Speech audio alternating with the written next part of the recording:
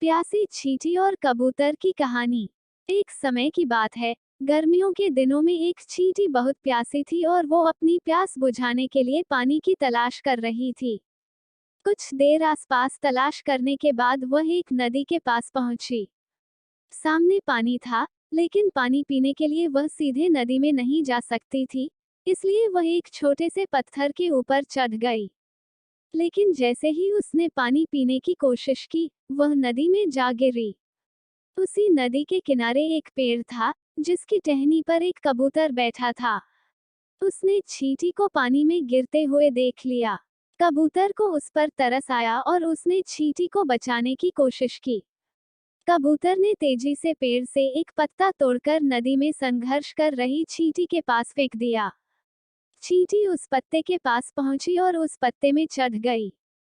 थोड़ी देर बाद पत्ता तैरता हुआ नदी किनारे सूखे में आ गया। चींटी ने पत्ते से छलांग लगाई और नीचे उतर गई। चींटी ने पेड़ की तरफ देखा और कबूतर को उसकी जान बचाने के लिए धन्यवाद किया। इस घटना के कुछ दिनों बाद एक दिन एक शिकारी उस नदी किनारे पहुंचा और उस कबूतर के घोंसले के नजदीक ही उसने जाल लगा दिया और उसमें दाना डाल दिया। वह थोड़ी ही दूर जाकर छुप गया और उम्मीद करने लगा कि वो कबूतर को पकड़ लेगा। कबूतर ने जैसे ही जमीन में दाना देखा, वह उसे खाने के लिए नीचे आया और शिकारी के जाल में फंस गया। वो चींटी वहीं पास में थी और उसने कबूतर को जाल में फंसा हुआ देख लिया। कबूतर उस जाल में से निकलने में असमर्थ था। शिकारी ने कबूतर का जाल पकड़ा और चलने लगा।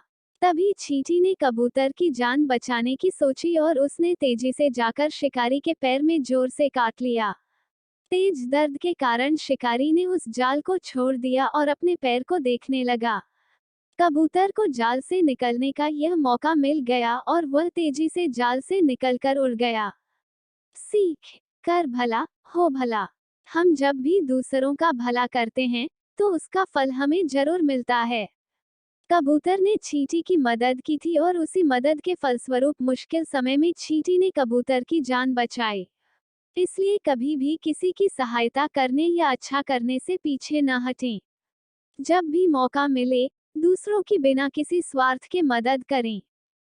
आपको ये कहानी पसंद आई हो तो लाइक, शेयर, सब्सक्राइब और कमेंट जरूर करें। धन्यवाद।